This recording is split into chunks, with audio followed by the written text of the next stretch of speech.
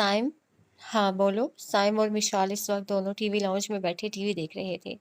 TV पे कोई match चल रहा था। साइम, सुनो ना, मुझे तुमसे बात करनी है। वो साइम से रिमोट लेकर बोली, क्योंकि उसकी सारी तवज्जो मैच में थी।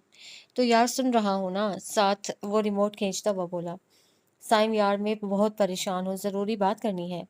ये मैच तो बंद करो प्लीज़, मिशाल उकता कर बोली। अच्छा यार चलो, ये मैं वॉल्यूम स्लो कर देता हूँ, वो म्यूट करता हुआ बोला। चलो अब बताओ। लेकिन उसकी हनूज नज़र टीवी पर थी। साइम, मेरी तरफ देखो। अच्छा बाबा, देख लिया तुम्हारी तरफ, अब बताओ क्या मसला है। परेशान हूँ मैं साइम, तुम्हें पता है बाबा कितने परेशान हैं। यार पता है मुझे, आगे बोलो, तुम क्यों परेशान हो। साइम, मैं क्या उस डॉक्टर से शादी कर लूँ, वो कुछ सोचते हुए बोली। नहीं, बिल्कुल नहीं, तुम्हें उस डॉक्टर से शादी नहीं करनी चाहिए। बल्कि मैं खुद खिलाफ हूँ इस शादी के। मगर साइम, तुम तो कह रहे थे कि अच्छा होगा, मैं दूर चली जाऊंगी, इस्लामाबाद चली जाऊंगी। अरे यार, मजाक कर रहा था, वो मिशाल के सर पर चपत लगाता हुआ बोला। मेरी इतनी प्यारी बहन हो तो मैं मजाक कर रहा था। मैं खुद नहीं चाहता कि तुम दूर जाओ और यहीं हमारे आस पास रहो, वो प्यार से बोला। तो फिर साइम, क्या होगा अगर उस जाबिर ने कोई गड़बड़ कर दी तो। पागल, तुम जाबिर की वजह से परेशान हो, तुम फिक्र ही ना करो। मैं हूं ना, बल्कि मैं खुद तुम्हें कल से अपनी गाड़ी में यूनिवर्सिटी छोड़ आया करूंगा। तुम्हें लोकल ट्रांसपोर्ट में धक्के खाने की कोई ज़रूरत नहीं है। नहीं, रहने दो। तुम्हारा office out of the way है, तुम्हारी अभी नई नई जॉब हुई है, तुम रहने दो, लेट हो जाओगे, मैं हैंडल कर लूंगी उस जाबिर को। चलो फिर ठीक है। यार मुझे क्यों परेशान कर रही हो, मैच देखने दो, साइम फिर से मजाक उड़ाते हुए बोला। टीवी का वॉल्यूम ऊंचा करता हुआ मैच देखने लगा। विशाल फिर से सोच में पड़ गई। मुर्तज़ा सुबह ऑफिस आया तो वो शदीद गुस्से में था। उसे माहम की कल वाली हरकत पे बहुत गुस्सा था। वो आज उसकी अकल ठिकाने लगाने का इरादा रखता था। मगर जब वो ऑफिस में एंटर हुआ तो माहम कहीं भी नहीं थी। मैनेजर से पूछा तो पता चला कि वो आज छुट्टी पर है। मैनेजर ने बताया कि आज जब्बार मलिक उम्रा करने के लिए जा रहे हैं, तो वो इसीलिए उनके साथ थी। शाम को उन्होंने जाना था, शाम को उनकी फ्लाइट थी, तो इसीलिए आज वो ऑफिस ही नहीं आई थी। मुर्तज़ा को वहां पर बेहद गुस्सा आया। अगर वो लड़की यहाँ होती तो वो ज़रूर उसका कत्ल कर देता। वो बैठकर लैपटॉप खोल के काम करने लगा। इर्तिज़ा सुबह अपनी हैवी बाइक पर यूनिवर्सिटी आया। यूनिवर्सिटी के गेट से तेज़ रफ्तार बाइक पार्किंग में रुकी। वो हेलमेट उतार के बाइक पर रखता अंदर की तरफ बढ़ा। अभी वो ग्राउंड में ही था कि उसे सामने ही अपने दोस्त नजर आ गए। जैन के इशारा करके अपनी तरफ बुलाया तो वो अपने दोस्तों की तरफ बढ़ने लगा। वो इस वक्त ब्लैक जीन्स के ऊपर मैरून शर्ट पहने, आंखों पे ग्लासेस लगाए, शाहाना चाल चलता हुआ उनके पास आया। आते साथ अपने दोस्तों से बगलगीर हुआ। इतने में एक लड़की उनके पास आ खड़ी हुई। इर्तिजा ने उसको देख के दांत पीसे। उसको देखते ही इर्तिजा के मुंह का जायका तक कड़वा हुआ। उस लड़की की शक्ल देख के उसका मूड खराब हुआ था। अब दिन बेकार गुजरना था। कैसे हो इर्तिजा, उस लड़की ने पूछा। पहले तक तो ठीक था, मगर अब तुम आ गई हो मूड खराब करने, वो नफरत से बोला। इर्तिजा, तुम ऐसा क्यों करते हो मेरे साथ। सारा, मैं तुम्हें कितनी बार कह चुका हूँ, मेरे पास मत आया करो। तुम्हें एक बार की यही बात समझ में नहीं आती, इर्तिजा गुस्से में बोला। जबकि उसके तीनों दोस्त खड़े आराम से तमाशा देख रहे थे। उन्हें पता था कि अब क्या तमाशा लगेगा। आसपास के स्टूडेंट्स भी मुतवज्जे हुए उसी तरफ आ खड़े होंगे। इर्तिजा, तुम्हें कब यकीन आएगा कि मैं तुमसे कितनी मोहब्बत करती हूँ। तुम क्यों मेरी मोहब्बत को ठुकराते हो। सारा नम लहजे में बोली। मैंने तुमसे कहा है मुझसे मोहब्बत करो, डैमिट। दफा हो जाओ यहाँ से, मुझे शक्ल नहीं देखनी तुम्हारी, इर्तिजा गुस्से में बोला। जैन ने आगे बढ़ के इर्तिजा को रिलैक्स करने की कोशिश की, मगर उसने इशारे से ही जैन को पीछे कर दिया। जैन अपनी जगह पे खड़ा हो गया। इर्तिजा, प्लीज़, मैं बहुत मोहब्बत करती हूँ तुमसे, वो लड़की थोड़ा इर्तिजा के करीब आते हुए बोली। वहीं रुक जाओ सारा, खबरदार जो मेरे पास आई तो। मुझे तुम जैसी लड़कियां जो हर लड़के के आगे बिछ जाती हैं, जहर लगती हैं। और तुम्हें मैं कितनी बार बता चुका हूँ कि मुझे तुमसे मोहब्बत नहीं है, बल्कि मुझे ये लफ्ज़ मोहब्बत ही जहर लगता है। कोई किसी से मोहब्बत नहीं करता। प्लीज़ इर्तिजा, वो लड़की अब के आंसू बहाते हुए बोली। सारा, तुम्हारे अंदर सेल्फ रिस्पेक्ट नाम की कोई चीज़ नहीं है। हर सेमेस्टर शुरू होते ही तुम फिर से बेइज्जती कराने मेरे पास आ जाती हो। तुम्हें क्या कोई खास दौरा पड़ता है। अब के इर्तिजा मजाक बनाते हुए बोला। मगर इर्तिजा, में तुमसे मोहब्बत, वो इर्तिजा के पास आते हुए उसके हाथ पकड़ते हुए बोली। जबकि इर्तिजा ने करंट खाकर एक झटके से उस लड़की को खुद से दूर किया। वो लड़की वहीं घास पे जा गिरी, उसके दोस्तों के पाँव में गिरी। खबरदार, अगर मुझे हाथ भी लगाने की कोशिश की तो मुझसे बुरा कोई नहीं होगा। इर्तिजा की गुस्से से बुलंद होती आवाज़ को सुन के बहुत सारे स्टूडेंट आसपास जमा हो चुके थे। प्रोफेसर मिशाल क्यानी, जो क्लास लेने जा रही थी, बुलंद आवाज़ सुन के وہ بھی ابھی وہاں آئی تھی کہ اس کے کانوں میں ارتضا کی آواز پڑی۔ وہ اس لڑکی کو دھکا دیتے ہوئے دیکھ چکی تھی۔ 4 لفظ بھیجتا ہوں میں اس 4 لفظوں کی محبت پر، اور میں اپنے 4 لفظ ضائع بھی نہ کروں تمہاری 4 لفظوں کی محبت پر۔ وہ نفرت سے بولا۔ اس کی اتنی بدتمیزی سن کے پروفیسر مشال کیانی جلدی سے آگے بڑھی اور اس لڑکی کو سہارا دے کے نیچے سے اٹھایا۔ اٹھانے کے بعد ارتضا کی طرف بڑھی۔ مسٹر ارتضاء الحسن بخاری، یہ کیا بدتمیزی ہے؟ اگر آپ اس طرح لڑکیوں پہ ہاتھ اٹھا رہے ہیں، آپ کو کسی نے تمیز نہیں سکھائی؟ وہ غصے سے بولی۔ ایکسکیوز می پروفیسر، یہ میرا اور اس لڑکی کا معاملہ ہے، آپ ہر بات میں اپنی ٹانگ مت اڑایا کریں۔ وہ بھی غصے سے دیکھتے ہوئے بولا، جبکہ سب اسٹوڈنٹس اب کھڑے تماشا دیکھ رہے تھے۔ زین، سمیر اور فائق نے جب پروفیسر مشال کیانی اور ارتضاء کو دیکھا، دونوں غصے میں تھے، تو جلدی سے ارتضاء کو پکڑا۔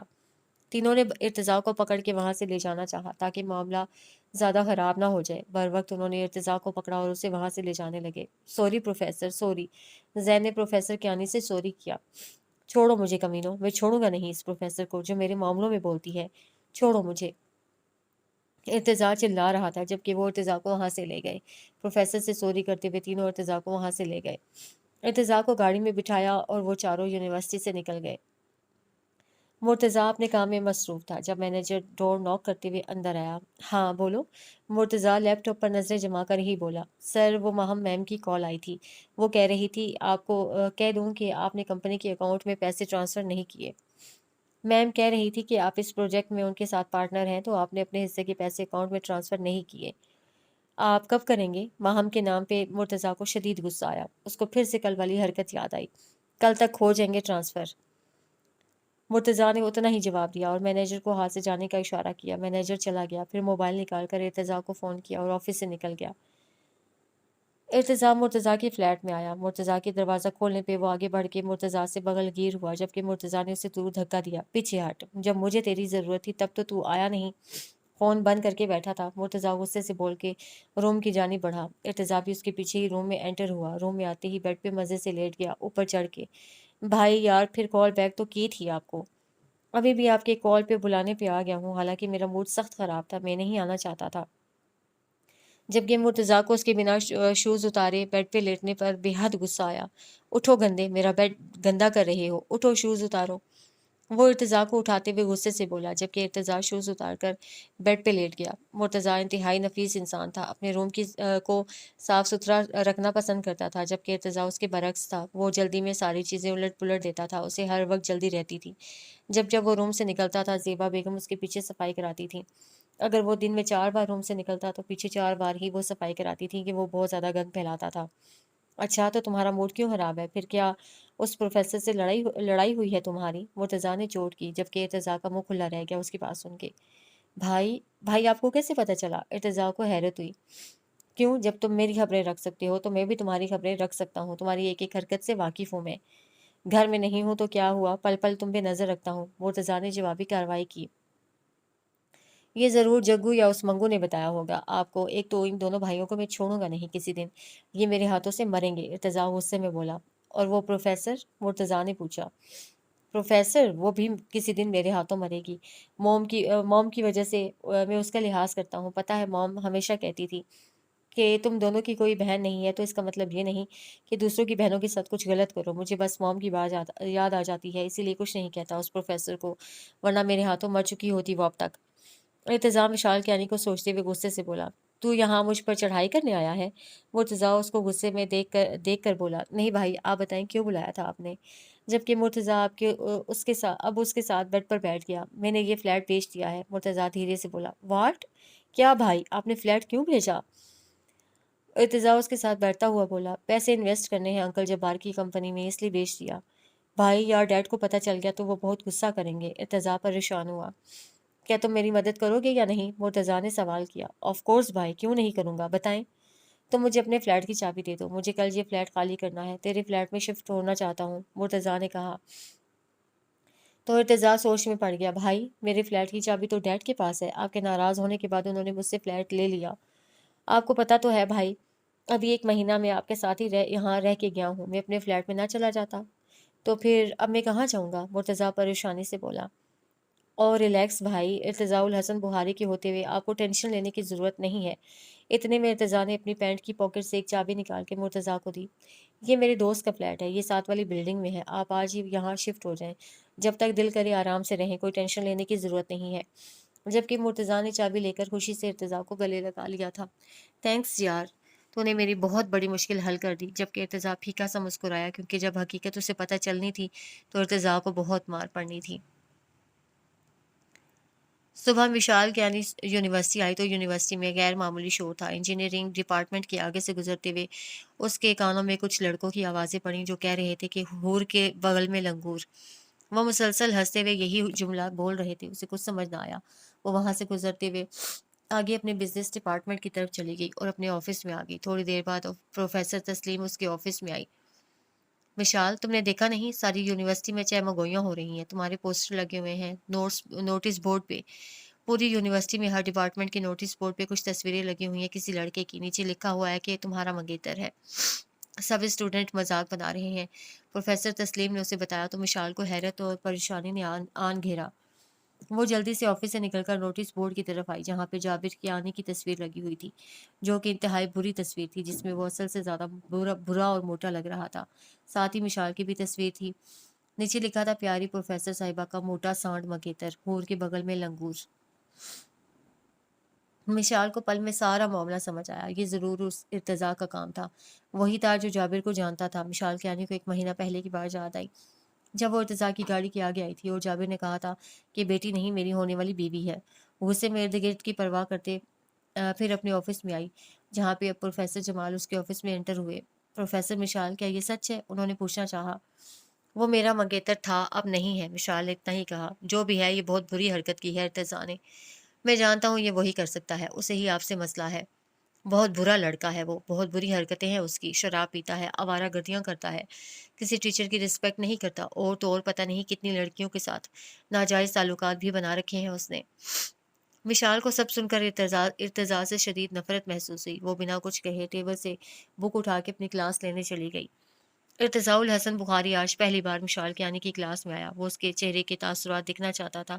وہ سب سے آخر میں آ کر اپنی سیٹ پر بیٹھا۔ زین نے غصے سے اسے دیکھا۔ اس سے پہلے کہ زین ارتضاء کو مخاطب کرتا، پروفیسر مشال کیانی کلاس میں انٹر ہوئی۔ سب نے اسے سلام کیا۔ وہ ہمیشہ کی طرح گرم جوشی سے ان کے سلام کا جواب دیتی ہوئی اپنے لیکچر کی طرف متوجہ ہوئی۔ اس کے چہرے سے کچھ بھی اندازہ لگانا مشکل تھا۔ ارتضاء الحسن بخاری کی نظریں اسی کی طرف تھیں۔ وہ اس کے چہرے کے تاثرات دیکھنا چاہتا تھا۔ اسے لگتا تھا کہ وہ ارتضیٰ کو دیکھتے ہی غصے میں آئے گی، مگر ایسا نہیں ہوا۔ وہ اب لیکچر شروع کر چکی تھی۔ وہ پہلے کی طرح اپنی روایتی انداز میں لیکچر دے رہی تھی۔ اس سارے لیکچر میں اس نے ایک دفعہ بھی ارتضیٰ کو نہیں دیکھا تھا۔ لیکچر میں اس نے کوئی فنی سی مثال دی تھی جس سے ساری کلاس مشال کیانی سمیت مسکرانے لگی۔ ارتضاء الحسن بخاری بھی مسکرایا۔ ارتضیٰ نے مشال کیانی کو مسکراتے ہوئے دیکھا۔ سب ٹھیک کہتے ہیں، اس کی ٹھوڑی کا ڈمپل اس کی مسکراہٹ کو چار چاند لگاتا تھا۔ ارتضیٰ کے دل نے اعتراف کیا، وہ سچ میں بہت پیارا مسکراتی تھی، اور اس کا ڈمپل، ہزاروں گال کے ڈمپل اس کی ٹھوڑی کے ڈمپل پر وارے جا سکتے تھے۔ ارتضیٰ نے دل میں سوچا، لیکچر کب ختم ہوا اسے پتہ ہی نہیں چلا۔ سب لوگ ٹھیک کہتے تھے، سچ میں وہ بہت انٹرسٹنگ لیکچر ڈیلیور کرتی تھی، اسٹوڈنٹس کو بالکل بھی بور نہیں ہونے دیتی تھی۔ سارے لیکچر میں اس کو ایک بار بھی بوریت محسوس نہ ہوئی۔ اسے ہوش تب آیا جب پیچھے سے ایک اسٹوڈنٹ کی آواز آئی، ایکسکیوز می پروفیسر کیانی، کیا میں آپ سے ایک ذاتی سوال کر سکتا ہوں اگر آپ کو برا نہ محسوس ہو تو؟ یس پلیز میم، جیسے کہ صبح سے یونیورسٹی میں سب نے دیکھا ہے کہ آپ کی پکس لگی ہوئی ہیں آپ کے منگیتر کے ساتھ۔ میم، میں بلکہ ہم سب یہ پوچھنا چاہتے ہیں کہ کیا یہ سچ ہے، اور اگر یہ سچ ہے تو یہ کام کس نے کیا ہے؟ اور ایک اور بات، کیا آپ اس اسٹوڈنٹ کو کچھ نہیں کہیں گی جس نے یہ سب کیا، کیونکہ صبح سے آپ نے کوئی رد عمل ظاہر نہیں کیا؟ اس لڑکے کے سوال پہ سب متوجہ ہو گئے، سبھی اس سوال کا جواب جاننا چاہتے تھے۔ ارتضیٰ نے بھی مشال کیانی کو دیکھا۔ اب آپ نے پوچھ لیا ہے تو میں بتا دیتی ہوں، وگرنہ میں آپ کو کبھی بھی کوئی صفائی پیش نہ کرتی۔ ہاں، یہ سچ ہے، وہ انسان میرا منگیتر تھا، لیکن اب نہیں ہے۔ ہماری منگنی بچپن میں ہمارے دادا جی نے کی تھی، مگر میرے بابا کو وہ انسان پسند نہیں، اس لیے رشتہ ٹوٹ گیا۔ اور دوسرا، جس نے بھی یہ حرکت کی ہے، یہ اس انسان کا اپنا ظرف تھا۔ میرا ظرف اتنا بھی چھوٹا نہیں ہے کہ میں ایک ایسی بات جو کہ بالکل بے بنیاد ہے، جو کہ اب ختم ہو چکی ہے، اس کو بنیاد بنا کر لوگوں سے لڑتی رہوں۔ میں کچھ لوگوں کی طرح فارغ بالکل بھی نہیں ہوں، مجھے بہت سے کام ہوتے ہیں۔ میں اپنا وقت فضول کاموں میں نہیں صرف کرتی۔ میرا وقت بہت قیمتی ہے اور میں اپنا قیمتی وقت فضول کاموں میں ضائع نہیں کرتی۔ اور میں جلدی معاف کر دیتی ہوں لوگوں کو کیونکہ میں خود بھی اللہ سے جلدی معافی کی طلبگار ہوں. One of our biggest tests will be how you handle people who mistreat you. Do you let your heart be forgiving? Challenge their evil with good, or do you let revenge and hatred brew in your heart? Remember, the Almighty sends everyone to us as a test. Did you pass the test? کوئی اور سوال؟ نو میم. پھر وہ class room سے نکل گئی. پیچھے سب students اس کو سراہ رہے تھے. ارتضیٰ کو غصہ آیا. اتنا کچھ کرنے کے بعد بھی سب اس کی تعریف کر رہے تھے. وہ کلاس سے نکل گیا. زین جلدی سے بھاگ کر ارتضیٰ تک گیا. ارتضیٰ ارتضیٰ سن. وہ ارتضیٰ کو روک کر بولا. بول. وہ بگڑے تیور لیے بولا. یار تو نے ایسا کیوں کیا؟ اتنے میں سمیر اور فائق بھی وہاں آ گئے. میری مرضی. ارتضیٰ اتنا ہی بولا. کسی کی پرسنل لائف میں انٹرفیئر کرنا بہت بری بات ہے ارتضیٰ. سمیر بولا. ایگزیکٹلی بہت بری بات ہوتی ہے کسی کی پرسنل لائف میں انٹرفیئر کرنا. میں بھی یہی کہہ رہا ہوں کل سے، مگر تم لوگوں کو سمجھ نہیں آئی میری بات. اب جب میں نے تم لوگوں کی پیاری پروفیسر صاحبہ کی پرسنل لائف کی بات کی تو تم لوگ مجھے لیکچر دے رہے ہو. کل کہاں تھے جب وہ میری لائف میں انٹرفیئر کر رہی تھی؟ تب تو تم لوگ مجھے وہاں سے لے گئے تھے. وہ میرا اور سارا کا معاملہ تھا، اس پروفیسر کا نہیں. مگر یار تو نے سارا کے ساتھ غلط کیا تھا. تجھے سارا کو دھکا نہیں دینا چاہیے تھا. فائق دھیمے لہجے میں بولا. تو سارا نے کیوں مجھے ٹچ کیا تھا؟ وہ غصے سے دھاڑا. اسے مجھے ٹچ نہیں کرنا چاہیے تھا. میں بھی بہت برا ہوں مگر کبھی کسی لڑکی کو آج تک ہاتھ بھی نہیں لگایا میں نے. I have so many bad habits, but believe me, I never touch a girl without my mom. ارتضاء الحسن بخاری غصے میں بولا اور وہاں سے چلا گیا. پیچھے وہ لوگ ارتضاء کو آوازیں ہی دیتے رہے. یار بات تو سن. ارتضاء ارتضاء. مگر وہ چلا گیا. ماہم نے رات کو بیٹھی شرارت سوچ کر واٹس ایپ پہ مرتضیٰ کو ویڈیو سینڈ کی. میسج میں ٹائپ کیا نعیم انکل کو بھیج دوں. پھر ساتھ ہی مرتضیٰ کا نمبر بلاک کر دیا. تھوڑی ہی دیر میں مرتضیٰ نے ویڈیو دیکھی تو اس کے تو 14 طبق روشن ہو گئے، مانو پورے جسم میں جیسے آگ لگ گئی ہو. اس پہ اب قتل فرض ہو چکا تھا ماہم کا. پہلے ہی سوچتا تھا کہ یہ لڑکی ضرور مرتضیٰ کے ہاتھوں سے مرے گی، مگر اب تو ماہم کا قتل مرتضیٰ کے ہاتھوں فرض تھا. اس نے جلدی سے اس کا نمبر ملایا مگر اس کا نمبر تو بلاک ہو چکا تھا. وہ جلدی سے ہی فلیٹ سے باہر آیا. ٹیکسی کو روک کر سیدھا ماہم ملک کے گھر پہنچا. پہنچتے ہی لاؤنج میں آ کر ماہم کو بلند آواز میں بلانا شروع کر دیا. ماہم ماہم ماہم ماہم کہاں ہو تم؟ ملازم نے اسے روکا. سر یہ آپ کدھر جا رہے ہیں؟ ملازم نے روکنا چاہا مگر وہ بنا ملازم کی سنے اندر آ گیا. ماہم ماہم کہاں ہو تم؟ ماہم. وہ چلا رہا تھا. اتنے میں وہ بڑے سکون سے چہرے پر دل جلا دینے والی مسکراہٹ لیے اپنے بلیک ڈریس میں بالوں کو کھلا چھوڑے مزے سے چلتے ہوئے سیڑھیاں اترتی نیچے آ رہی تھی. آخری زینے پر پہنچ کر اس نے ملازم کو جانے کا اشارہ کیا. مرتضیٰ غصے سے اس کے پاس آیا. یہ کیا حرکت کی ہے تم نے؟ پہلے تم خود مجھے چھوڑ کے چلی گئی، اتنا زیادہ ٹھوس کے بل میرے ذمہ ڈال کے، اوپر سے تم ویڈیو بنا کے انجوائے کرتی ہو. ویڈیو کہاں ہے؟ تمہارا موبائل؟ اسے ماہم کے ہاتھ سے موبائل لینے کی کوشش کی مگر بر وقت پیچھے کر لیا. نہیں کروں گی. کیا کر لو گے تم؟ وہ دل جلا دینے والی مسکراہٹ چہرے پر سے جا کر بولی. میں کہہ رہا ہوں فون دو. وہ اس کے مزید پاس آیا جبکہ ماہم تھوڑا دور ہو گئی صوفے کے پاس. لے سکتے ہو تو لے لو، نہیں کرتی ڈیلیٹ. کیا کر لو گے؟ ویڈیو تو میں انکل کو سینڈ کروں گی. ماہم تمہارا قتل کر دوں گا. مجھے دو فون. ڈیلیٹ کرو ویڈیو. وہ غصے سے اس کے پاس آتے اس کے ہاتھ کو پکڑ کے فون کھینچا جسے ماہم نے پیچھے کر لیا. اب وہ دونوں لڑ رہے تھے. وہ فون کھینچنے کی کوشش کر رہا تھا جس کو ماہم پیچھے کر رہی تھی. ماہم میں کہتا ہوں مجھے دو. اس نے ماہم سے فون کھینچنا چاہا. ماہم پیچھے ہوئی بیلنس برقرار نہ رکھتے ہوئے وہ ماہم کے اوپر گرا اور دونوں دھپ سے صوفے پہ گرے. ماہم کی چیخ نکلی. ماہم نیچے تھی اور وہ ماہم کے اوپر، اور وہ اب ٹکٹکی باندھے اس کی کرسٹل گرے آنکھوں میں دیکھ رہا تھا. جہاں پہ کچھ دیر پہلے شرارت مگر اب ایک دم سے خوف نے جگہ لے لی تھی، وہ اس کی آنکھوں میں کہیں کھو سا گیا. ہنوز اس کی آنکھوں میں دیکھتا رہا. کچھ دیر پہلے کی لڑائی وہ دونوں بھول گئے. مسلسل ایک دوسرے میں گم ہو گئے. تھوڑی دیر بعد اسے ہوش آیا تو جلدی سے اوپر سے اٹھا. اس سے پہلے کہ ماہم اٹھتی اس نے جلدی سے اس کے ہاتھ سے فون کھینچ لیا اور ویڈیو ڈیلیٹ کر دی. اس کے ایسا کرنے پہ ماہم نے کوئی رد عمل شو نہ کیا. وہ حیران تھا. وہ ویڈیو ڈیلیٹ کر کے بڑے مزے سے فون اس کی طرف پھینک کے جانے لگا جب پیچھے سے اسے ماہم کی آواز آئی. ویسے یہ میرے لیپ ٹاپ میں بھی ہے. ویڈیو لیپ ٹاپ سے بھی ڈیلیٹ کرتے جاؤ. پھر سے آنکھوں میں شرارت لے کر بولی جبکہ مرتضیٰ کو پھر سے اس پہ غصہ آیا. کچھ نہیں ہو سکتا اس لڑکی کا، مرتضیٰ نے سوچا، سوائے مرتضیٰ الحسن بخاری کے ہاتھوں قتل. قتل ہی واحد راستہ تھا جسے وہ اس لڑکی سے آزاد ہو سکتا تھا. اسے دل کیا وہ اپنی سوچ پر عمل کرے. پھر اس کے پاس آیا، ایک جھٹکے سے اس کی کلائی کھینچی. اگر میرے ڈیڈ کو تم نے ویڈیو سینڈ کی تو یاد رکھنا ماہم، تمہارا قتل میں اپنے ہاتھوں سے کروں گا. اپنے ہاتھوں سے تمہیں قبر میں اتاروں گا اور اتنی مٹی ڈالوں گا کہ تم کبھی باہر دنیا نہ دیکھ سکو۔ اس کی عجیب و غریب بات پہ ماہم نہ چاہتے ہوئے بھی ہنس پڑی، جبکہ وہ حیرانگی سے ماہم کو دیکھ رہا تھا۔ پاگل انسان، مر جاؤں گی مٹی بھی ڈال دو گے، پھر میں کیسے نکل سکتی ہوں؟ تم بھی نہ قسم سے پاگل ہو، وہ مذاق بناتے ہوئے اپنی کلائی چھڑواتے ہوئے بولی۔ کیونکہ تم جیسی بدتمیز اور دہشت گرد، مجھے پکا یقین ہے مر کے بھی پھر زندہ ہو جائے تمہیں 100 بار مارنا پڑے گا، پھر جان چھوٹے گی، وہ غصے میں بولا۔ چلو کر لینا اپنی خواہش پوری، مگر ابھی انکل آتے ہی ہوں گے مجھے لینے، میں تمہارے گھر جا رہی ہوں۔ اتنے میں ہارن کی آواز آئی، وہ پاس رکھا اپنا سوٹ کیس لے کر باہر نکل گئی۔ ارتضاء الحسن بخاری گھر کی پچھلی سائڈ میں کھڑا سگریٹ پی رہا تھا، ایک کے بعد ایک سگریٹ پھونک کر اپنے جوتوں کے نیچے مسل رہا تھا، مگر بے چینی تھی کہ کم ہونے کا نام ہی نہیں لے رہی تھی۔ جس دن سے وہ یونیورسٹی گیا تھا اس دن سے بہت بے چین رہنے لگا تھا۔ اسے اپنی آج کی حرکت پر گلٹ فیل ہو رہا تھا۔ پچھلے 2 دن سے رات کو اس کی آنکھ کھل جاتی تھی، اسے بار بار یونی کا خیال آتا تھا، اسے اپنے پروفیسر کی اسمائل یاد آ رہی تھی۔ وہ جتنا بھولنے کی کوشش کرتا تھا اتنی ہی زیادہ بے چینی ہو رہی تھی۔ جگو اس کے پیچھے آ کھڑا ہوا۔ ارتضیٰ نے ایک نظر اس پر ڈالی، پھر بھی اپنے کام میں مصروف ہو گیا۔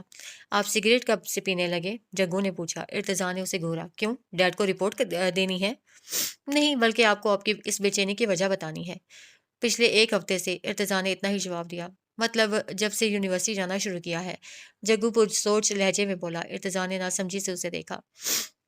جگو نے ارتضیٰ کے ہاتھ سے سگریٹ لیا اور اپنے جوتوں کے نیچے مسل دیا۔ وہ آپ کے دل و دماغ میں اٹک گئی ہے۔ ارتضیٰ نے سوالیہ نظروں سے جگو کو دیکھا۔ پروفیسر کیانی کی بات کر رہا ہوں۔ پہلی لڑکی ہے جو آپ کے اتنا قریب آئی اور آپ نے کچھ نہیں کہا تو کیا ہوا؟ وہ گرنے لگی تھی۔ اب میں اتنا بھی بے رحم نہیں ہوں کہ ایک بیمار انسان پہ غصہ کروں۔ ارتضیٰ نے جواب دیا۔ پھر اسے کیوں سوچتے ہیں ہر وقت؟ میں اسے نہیں سوچتا، غصہ کیا گیا۔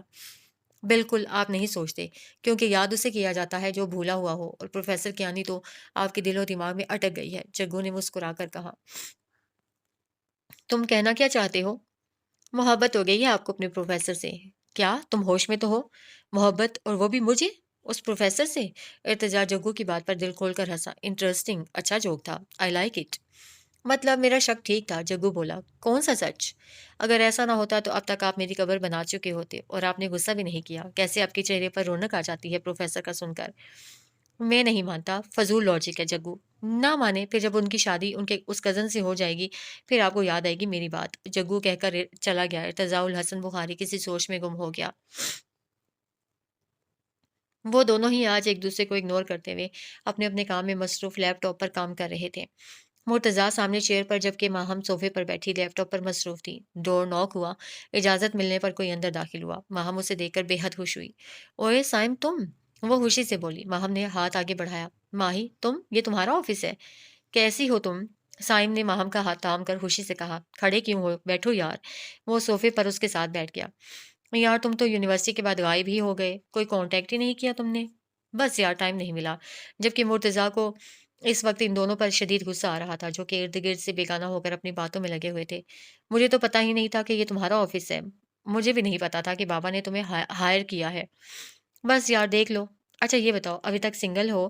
ماہم نے پوچھا۔ سائم نے مرتضیٰ کی طرف دیکھا، جسے سمجھ کر ماہم مسکرائی۔ او ہو سوری یار، میں انٹروڈیوس کروانا بھول گئی۔ یہ مرتضیٰ الحسن بخاری ہیں، ہمارے بزنس پارٹنر، اور یہ سائم ہے، میرا یونی فیلو اور بیسٹ فرینڈ۔ سائم اٹھ کر خوش دلی سے مرتضیٰ سے ملا، مگر مرتضیٰ کی شکل پر غصہ برقرار رہا۔ چلو سائم، آؤ باہر چلتے ہیں، گپ شپ لگاتے ہیں۔ وہ دونوں باہر نکل گئے۔ مرتضیٰ نے غصے سے لیپ ٹاپ زور سے بند کیا اور آفس سے نکل گیا۔ صبح وہ آ کر اسٹاپ پر بس کا انتظار کر رہی تھی۔ آج روڈ پر ٹریفک نہ ہونے کے برابر تھی۔ پورے شہر میں آج اسٹرائک تھی، اسے کوئی کنوینس نہیں مل رہی تھی۔ اس کے گھر سے یونیورسٹی تک 15 منٹ کا راستہ تھا۔ کچھ سوچ کر وہ پیدل چلنے لگی۔ موسم بدل رہا تھا، اب ہوا میں ہلکی ہلکی خنکی تھی۔ وہ چلتے چلتے اب تھک گئی تھی، پھر خود کو کوسنے لگی۔ اچھا خاصا سائم نے کہا تھا کہ میں چھوڑ دوں گا، مگر اس نے انکار کر دیا تھا۔ وہ اپنی وجہ سے دوسروں کو کبھی بھی تکلیف نہیں دیتی تھی۔ وہ اپنے کام زیادہ تر خود ہی کرتی تھی۔ وہ اپنے مسئلے خود حل کرنے کی کوشش کرتی تھی۔ ابھی وہ خود کو کوس رہی تھی کہ ایک بلیک کلر کی کورولا گاڑی اس کے پاس آ رکی۔ جابر کیانی جلدی سے نکلا۔ وہ بنا دیکھے آگے چل رہی تھی۔ جابر نے بنا اسے کچھ کرنے کا موقع دیے بغیر بازو پکڑ کر اپنی گاڑی کی بیک سیٹ پر دھکا دیا۔ وہ اس حملے کے لیے تیار نہیں تھی۔ جب تک اسے سمجھ آتی، جابر اس کے ساتھ بیٹھا اور گاڑی سٹارٹ ہو گئی۔ اس نے جابر کو دھکا دیا۔ چھوڑو مجھے ذلیل انسان، چھوڑو، کہاں لے کر جا رہے ہو؟ उसके चीखने पर जाबिर ने उसके मुंह पर पट्टी बांध दी, उसके दोनों हाथ भी बांध दिए।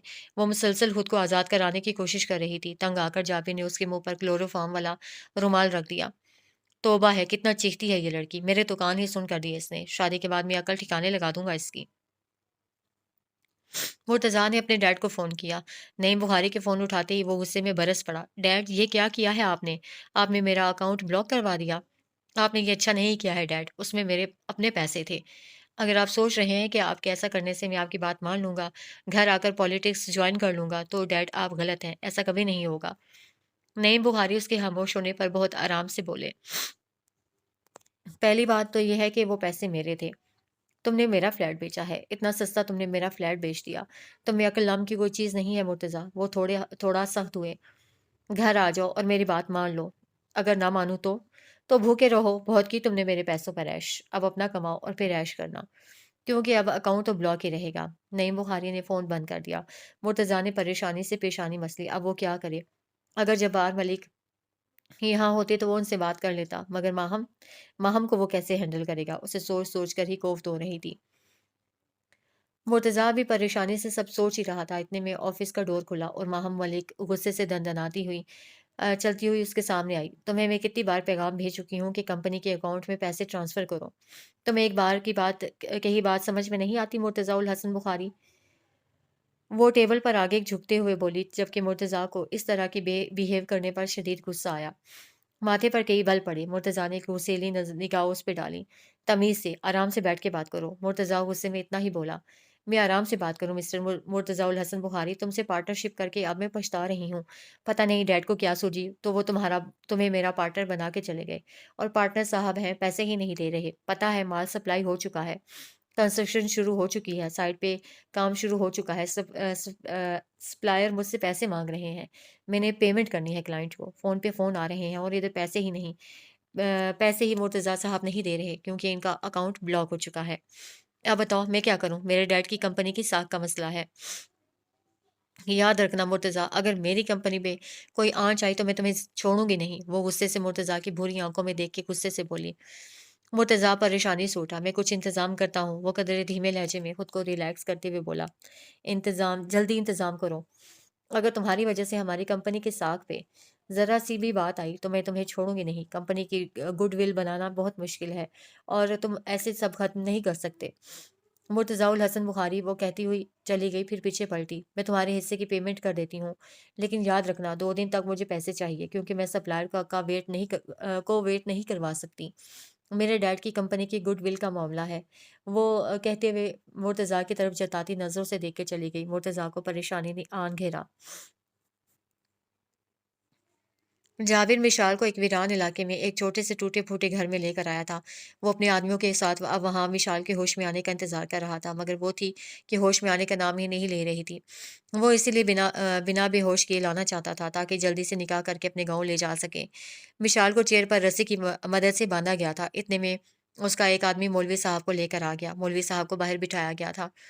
जाबिर ने पानी का गिलास मिशाल के चेहरे पर फेंका, जिससे वो एकदम होश में आई। पानी की वजह से उसके कपड़े आगे से गीले हो गए, मगर उसके कपड़े प्रिंटेड थे, इसलिए उसकी बचत हो गई। सामने जाबिर को देखकर फिर से खुद को आज़ाद कराने की कोशिश करने लगी। खोलो मुझे, क्यों लेकर आए हो मुझे यहाँ? खोलो, मैं तुम्हें छोड़ूंगी नहीं। जबकि जाबिर ने आगे बढ़कर उसको खोल दिया। चलो, निकाह है हमारा। जाबिर खोलकर उसका हाथ पकड़कर बाहर जाने लगा। मिशाल ने उसे खुद से दूर धक्का दिया। तुम घटिया इंसान, तुम ये सब करके मुझे डराने की कोशिश कर रहे हो। नहीं डरती मैं तुमसे, नहीं करती तुमसे निकाह। निकाह तो तुम्हें करना पड़ेगा मिशाल कियानी। वो गुस्से से उसके पास आया। तुम इतने घटिया हो सकते हो, मैं सोच भी नहीं सकती। गलत कहते थे सब कि कियानी लोग अपने घर में मुंह नहीं मारते, मगर तुमने तो अपने खानदान की इज्जत का भी ख्याल नहीं किया। तुमने अपने ही घर में गलत नज़र रखी, अपने दादा की ही इज्जत का ख्याल कर लेते। तुम जो लेक्चर दो प्रोफेसर मिशाल कियानी, मगर होना तो तुम्हें मेरा ही पड़ेगा। मेरी बचपन की मंग हो तुम। वरना, वो वार्निंग देता हुआ बोला, वरना क्या कर लोगे तुम? तुम डरो मुझसे मिशाल कियानी, उस वक्त मेरी कैद में हो तुम। वो मिशाल के पास आया और मिशाल के बालों को कान कान के पीछे करता हुआ बोला। मिशाल ने नफरत से उसे खुद से दूर किया। तुम इतने घटिया इंसान हो। वो अब खौफजदा हुई। शादी के बाद बताऊंगा मैं कितना घटिया हूँ। अभी चलो, मौलवी साहब इंतजार कर रहे हैं। वो मिशाल का बाजू पकड़कर उसे बाहर ले जाने लगा। छोड़ो मुझे। मगर मुकाबिल की गिरफ्त मजबूत थी। छोड़ो मुझे घटिया इंसान। मिशाल ने उसे खुद से दूर धक्का देने की कोशिश की। وہ ابھی بھی اسے کھینچ رہا تھا مگر مشال اسے خود سے دور کر رہی تھی، مگر پھر مشال نے ایک تھپڑ اس کے منہ پر لگایا اور دھکا دے کر خود سے دور کیا۔ وہ اب منہ پر ہاتھ رکھ کر غصے اور بے یقینی سے مشال کے آنے کو دیکھ رہا تھا۔ تمہاری اتنی ہمت کہ تم مجھ پر، جابر کے آنے پر ہاتھ اٹھاؤ گی؟ جابر نے اسے ایک تھپڑ رسید کیا، وہ نیچے جا گری۔ تم دونوں باپ بیٹی کو شرافت کی زبان سمجھ نہیں آتی۔ اب میں تمہیں بتاؤں گا، گھٹیا حرکت کر کے عزت راس نہیں آتی تم لوگوں کو۔ نہیں نکاح کرنا تو نہ کرو، بہت نخرے ہیں نا تمہارے۔ اب تمہارا باپ خود میرے گھر آ کر تمہاری شادی خود میرے ساتھ کر کے جائے گا، میں تمہیں اور کسی اور کے قابل ہی نہیں چھوڑوں گا۔ مشال بے یقینی سے سب سن رہی تھی۔ وہ مشال کو اب بازو سے پکڑ کر سامنے پڑی چارپائی پر دھکا دیتے ہوئے بولا۔ مشال جلدی سے چارپائی سے اٹھی، باہر بھاگنے لگی۔ جابر نے اسے بازو سے پکڑ کر اپنے قریب کیا۔ جابر کی آنکھوں میں خوف دیکھ کر مشال کی آنکھوں میں خوف دیکھ کر محظوظ ہوا۔ جابر پلیز چھوڑو مجھے گھر جانے دو، وہ روتے ہوئے بولی۔ اتنی جلدی بھی کیا ہے پروفیسر صاحبہ، میں خود گھر چھوڑ آؤں گا، پہلے میں اپنا بدلہ تو لے لوں، وہ کہتا ہوا پھر سے مشال کو چارپائی پر دھکا دے گیا۔ خود بھی اس پر جھکنے والا تھا کہ مشال نے جلدی سے دوسری طرف سے اٹھتے ہی گلاس اٹھا کر جابر کے سر پر مارا، گلاس ٹوٹ گیا۔ جابر نے سر پکڑا۔ تو کمینی، وہ غصے سے مشال کی طرف بڑھا۔ مشال نے پانی سے بھرا جگ اٹھا کر اس کو مارنا چاہا، مگر جابر نے جلدی سے اس کے ہاتھ کو پکڑ لیا، جبکہ دوسرا ہاتھ اس کی کمر کے گرد زور سے ڈالا۔ مشال اسے خود سے دور کرنے کی کوشش کر رہی تھی، مگر جابر کی گرفت مضبوط تھی۔ دوسرے ہاتھ سے جگ اس کے سر پر مارنا چاہتی تھی، مگر سارا پانی اب مشال پر گرا۔ مشال کے جسیم کے نقوش اب تھوڑے تھوڑے نظر آنے لگے۔ آنکھوں میں پھر سے آنسو آ گئے، جگ نیچے گر گیا۔ جابر نے دونوں ہاتھوں سے اسے تھام کر خود سے قریب کرنے کی کوشش کی۔ مشال اسے مسلسل پیچھے کر رہی تھی۔ مشال دل میں دعا گو تھی کہ کاش کوئی اس کی مدد کو آ جائے۔ اتنے میں زور سے دروازہ کھلا اور کوئی داخل ہوا۔ آنے والے نے ایک جھٹکے سے جابر کو کالر سے پکڑ کر مشال سے دور کیا۔ جابر لڑکھڑا گیا، جبکہ مشال نے حیرت سے اسے دیکھا۔ اسے اس وقت اس انسان کے آنے کی امید بالکل نہیں تھی۔ اس کے آنسوؤں میں مزید روانی آ گئی۔ جابر نے پھر سنبھل کر اس لڑکے کو دیکھا، جس نے اپنی جیکٹ اتار کر چارپائی پر پھینکی، جو اب اپنی شرٹ کے بازو فولڈ کر رہا تھا۔ کون ہو تم؟ اندر کیسے آئے؟ کہاں مر گئے ہو سارے؟ وہ اپنے آدمیوں کو آواز لگا کر بولا، مگر کوئی نہیں آیا۔ کوئی ہوتا تو آتا نا، وہ سب کی ٹانگیں توڑ کر آیا تھا۔ جابر اب پریشانی سے اسے مارنے کے لیے اس پر لپکا، مگر مقابل نے ایک مکہ اس کے منہ پر مارا، جس سے اس کے منہ سے خون نکل آیا۔ جابر نے اس لڑکے کو دیکھا۔ کون ہو تم؟ کیوں آئے ہو یہاں؟ کون سا عاشق بلایا ہے تو نے؟ وہ نفرت سے مشال کو دیکھ کر بولا۔ اپنی زبان کو لگام دو ورنہ، وہ غصے سے لال ہوا، ورنہ کیا کر لو گے تم؟ یہ میری منگ ہے، یہ ہم دونوں کا ذاتی معاملہ ہے، اگر آپ اپنی زندگی چاہتے ہو تو چلے جاؤ یہاں سے۔ جابر تھوڑا غصے میں بولا، اگر ذاتی معاملہ تھا تو گھر میں بیٹھ کر حل کرتے، اس طرح روڈ سے کسی لڑکی کو اغوا کر کے ڈرا دھمکا کے تم نکاح کر رہے تھے، اور اب تم اپنی زندگی کی دعا کرو، کیونکہ ارتضاء الحسن بخاری کسی کی اس لہجے میں بات برداشت نہیں کرتا۔ ارتضاء نے کہہ کر اسے مارنا شروع کر دیا۔ جابر نے بھی ارتضاء پر حملہ کیا، جس سے ارتضاء کی وائٹ شرٹ پھٹ گئی، جس سے ارتضاء کو شدید غصہ آیا۔ ارتضاء نے اندھا دھند اس پر ایک کے بعد ایک وار کر دیا، اسے مار مار کر بےحال کر دیا۔ جابر بری طرح سے زخمی ہو گیا، اس کا سارا جسم خون سے بھیگ گیا، جبکہ مشال ایک طرف سہم کر کھڑی اپنے ہاتھوں کو سر پر رکھے اپنی آنکھوں کو زور سے بند کیے ڈر سے کانپ رہی تھی۔ اس نے یہ سب پہلی بار دیکھا تھا۔ اس کے گھر میں تو کوئی اس سے اونچی آواز میں بات بھی نہیں کرتا تھا۔ جب ارتضاء الحسن بخاری جابر کو مار مار کر تھک گیا تو مشال کو دیکھا، وہ اب اس کے پاس آیا، مشال کے بھیگے سراپے سے نظر چرائی اور اپنی جیکٹ اٹھا کر مشال کو پہنا دی۔ مشال روتے ہوئے اس کے سینے سے آ لگی، اس کے سینے سے لگ کر پھوٹ پھوٹ کر رو دی۔ ارتضاء الحسن بخاری ساکت رہ گیا۔ وہ ارتضاء کی پھٹی شرٹ کو زور سے میچے اب اس کے دل کے مقام پر اپنے آنسو گرا رہی تھی۔ اس کے آنسو ارتضاء کے دل کو موم کرتے ہوئے اب ارتضاء کی دل کی دنیا ہلا گئے۔ ارتضاء ساکت سا کھڑا رہا، وہ اسے اپنے حصار میں لینا چاہتا تھا، مگر پھر ہاتھ پیچھے کر لیے۔ کچھ پل اسی کی نظر ہو گئے۔ ارتضاء کو سمجھ نہیں آئی کہ وہ اسے کیسے خود سے دور کرے۔ ارتضاء کو ایسا لگ رہا تھا کہ اب اگر وہ دور ہوئی تو وہ سانس نہیں لے سکے گا، اور اوپر سے اس کے آنسو جن میں روانی آتی جا رہی تھی وہ ارتضاء کو بے چین کر رہے تھے۔ ارتضاء کی بے چینی بڑھتی جا رہی تھی، اور وہ تھی کہ نہ تو رونا بند کر رہی تھی، نہ ہی ارتضاء سے الگ ہو رہی تھی۔ جبکہ جابر جو بری طرح زخمی تھا اب زمین پہ پڑے سارا منظر دیکھ رہا تھا، خون سے لت پت تھا۔ اس نے اٹھنا چاہا مگر پھر گر گیا اور بے ہوش ہو گیا۔ تھوڑی دیر بعد اس کے کانوں میں مشال کی آواز آئی، میں تمہیں بہت برا سمجھتی تھی ارتضاء۔ اس کی آواز پر ارتضاء کو اس کے لب اپنے دل سے مس ہوتے ہوئے محسوس ہوئے۔ ارتضاء الحسن بخاری دھیرے سے مسکرایا، میں سچ میں بہت برا ہوں، مگر I have so many bad habits, but I believe me, I never touch a girl without my mom۔ اس کی آواز پر مشال اس سے دور ہوئی، بے حد شرمندہ ہوئی، گھنی پلکوں کی جھالر گرا لی۔ ارتزا کو اس کا روتا ہوا سرخ چہرہ جس پر شرم اور شرمندگی دونوں تھی بے حد خوبصورت لگا، اور اوپر سے اس کے چھوٹے سنہری چمکتے بال۔ ارتزا کو یہ منظر بہت بھلا لگا۔ کیا کچھ کمی تھی؟ ہاں، ارتزا کو ایک کمی محسوس ہوئی، اس کے ڈمپل کی۔ ارتزا کو وہ مشکل میں ڈال رہی تھی۔ یہ پہلی بار تھا کہ اس نے کسی لڑکی کو اتنا قریب سے دیکھا تھا۔ اس کا رویا رویا سا سراپا بے حد پیارا لگا ارتزا کو۔ ارتزا نے بلا شبہ اعتراف کیا کہ وہ دنیا کی پہلی لڑکی ہے جو رونے کے بعد اتنی خوبصورت لگ رہی تھی۔ سارا حسن سمٹ کر گویا اس کے چہرے پر آ گیا ہو۔ کوئی رونے کے بعد اتنا پیارا بھی لگتا ہے کیا؟ ارتزا کے دل نے سوال کیا، جس کا جواب تھا ہاں، ہاں بالکل۔ وشال یعنی رونے کے بعد بہت خوبصورت لگ سکتی تھی۔ وہ یقیناً دنیا کی پہلی لڑکی تھی جو رونے کے بعد اتنی خوبصورت لگ رہی تھی۔ ارتزا کے دل نے اس بات کی تصدیق کی۔ مشکل امر تھا اس وقت اس سے دور جانا، مگر ارتزا کا اس سے کوئی رشتہ نہیں تھا۔ ارتزا نے دل کی دھڑکن کو خاموش کروانا چاہا جو کسی اور ہی لے میں دھڑک رہی تھی۔ پھر وہ بنا کچھ کہے باہر نکل گیا۔ مشال نے بھی اس کی تقلید کی۔ باہر جابر کے آدمی اب زخمی پڑے تھے۔ ارتزا نے سب کی ٹانگیں توڑ دی تھیں۔ باہر آ کر اس نے فرنٹ ڈور کھولا۔ مشال چپ چاپ آگے بیٹھ گئی۔ سارا راستہ وہ دونوں کچھ نہیں بولے۔ مشال شرمندہ سے اس کی جیکٹ پہنے بیٹھی رہی۔ اس کی کولون کی خوشبو اس کی حواسوں پہ چھانے لگی۔ جبکہ ارتزا پھٹی شرٹ میں ڈرائیو کر رہا تھا، مشال نے اسے نظریں چرا لی۔ ارتزا نے گاڑی اس کے گھر کے باہر روکی۔ جب وہ اترنے لگی تو اسے ارتزا کی جیکٹ کا خیال آیا۔ وہ گاڑی سے اتر کر جیکٹ اتارنے ہی لگی تھی کہ وہ گاڑی زن سے بھگا لے گیا۔ مشال کو شدید غصہ آیا۔ کچھ دیر پہلے والی نرمی اب کہیں دور جا سوئی تھی۔ نخریلا، مغرور، بدتمیز انسان، وہ کہہ کر گھر کی طرف بڑھ گئی۔ ارتضاء الحسن بخاری اپنے روم میں شیشے کے سامنے کھڑا خود کو دیکھ رہا تھا۔ وہ ابھی بھی اسی شرٹ میں ملبوس تھا۔ اس کا چوڑا سینہ جہاں پر کچھ دیر پہلے وہ سر دیے رو رہی تھی، ابھی بھی ارتضاء کو اس کا لمس محسوس ہو رہا تھا۔ ارتضاء اسی ایک لمحے میں جیسے قید ہو کر رہ گیا۔ ارتضاء کو اپنی کچھ دن پہلے والی بے چینی کی وجہ آج سمجھ آئی، جب اس نے ارتضاء کی شرٹ کو زور سے پکڑا تھا۔ ارتضاء کو ایسا محسوس ہوا جیسے وہ ارتضاء کا دل اپنے ساتھ لے گئی ہے، کسی قافلے پر نکل گئی ہو، اور ارتضاء بھی اپنے سکون کی تلاش میں اس کے پیچھے اسی قافلے کے سفر پر نکل گیا ہو۔ وہ آگے چلتی جا رہی ہے اور ارتضاء اس کی تقلید میں ہے۔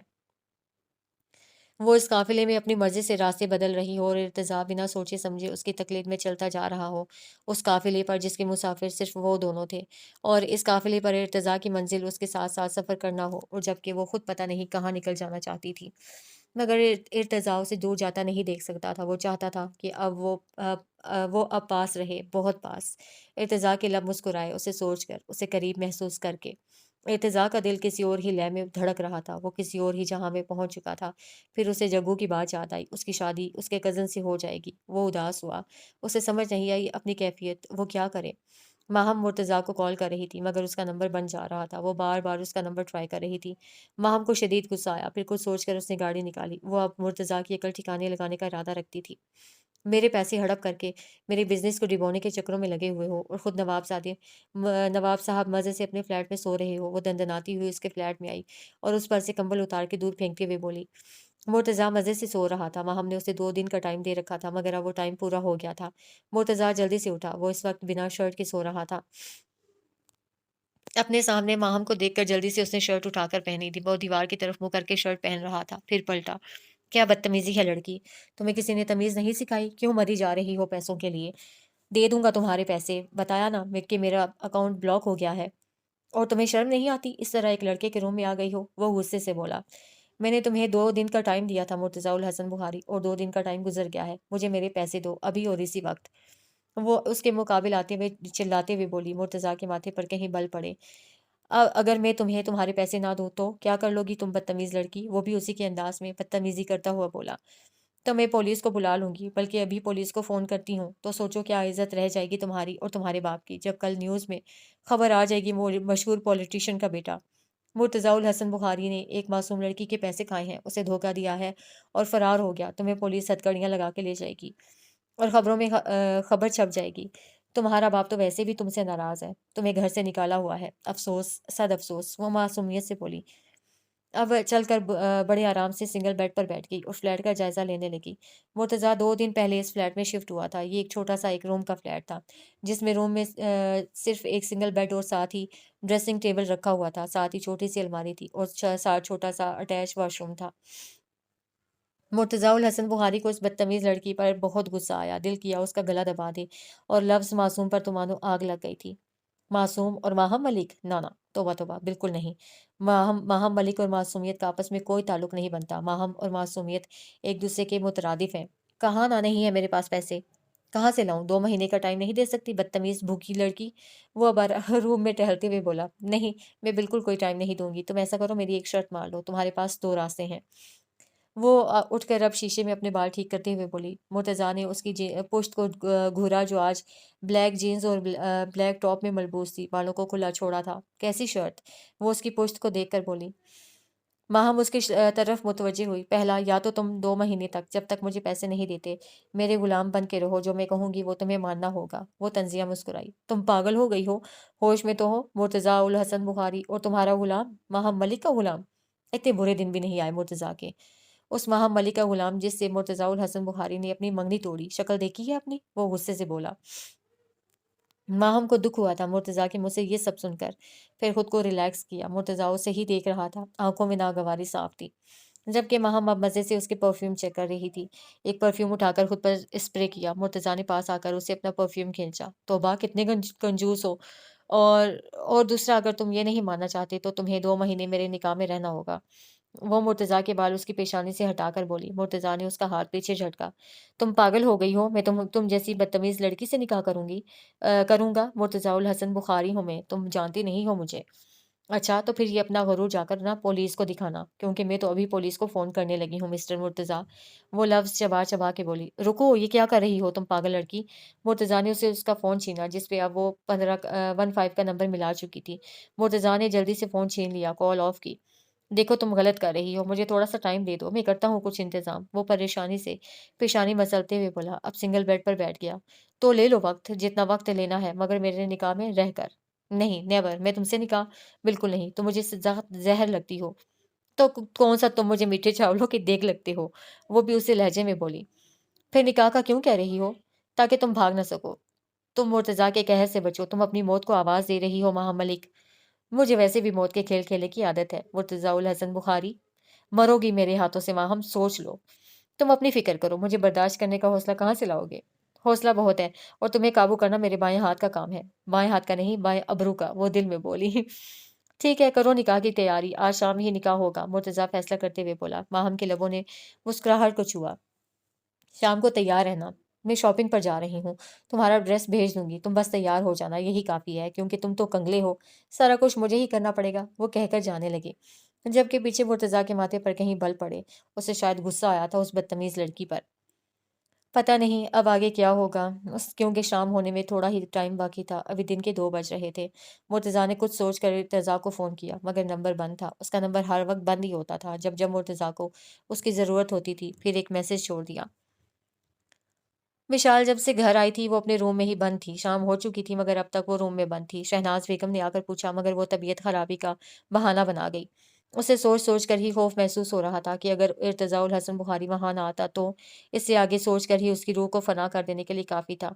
وہ ڈر کر ابھی تک اپنے روم میں بیٹھی تھی۔ اسے بار بار وہ منظر یاد آ رہا تھا، پھر اپنی بے اختیاری یاد آئی۔ وہ بے حد شرمندہ ہوئی۔ یہ مجھے کیا ہو گیا تھا، کیا سوچتا ہوگا وہ بار بار ارتضاء کو سوچ رہی تھی۔